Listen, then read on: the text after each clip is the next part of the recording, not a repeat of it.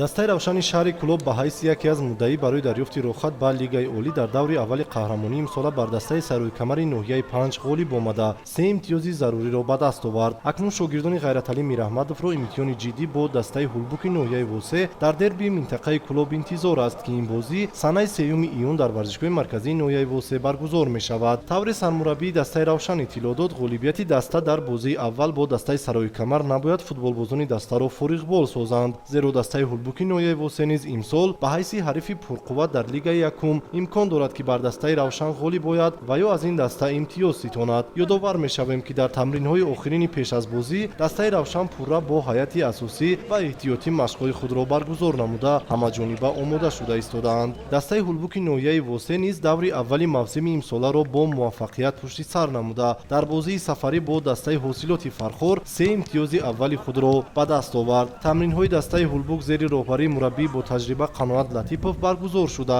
ба ин бозии хонагӣ омодагии ҷиддӣ дида истодаанд. дастаи ҳулбук бо ҳайати пурраи худ тамринҳои пеш аз бозии муҳим бо дастаи равшанро анҷом дода танҳо барои ба даст овардани ғолибият ба майдон мебароянд. ёдовар мешавем, ки майдондории дастаҳои ҳулбук ва равшани клуб яке аз бозиҳои марказии даври дуюм ба ҳисоб рафта, ин бозӣ дар варзишгоҳи марказии ноҳияи Восе фардо соати 17:30 баргузор мешавад.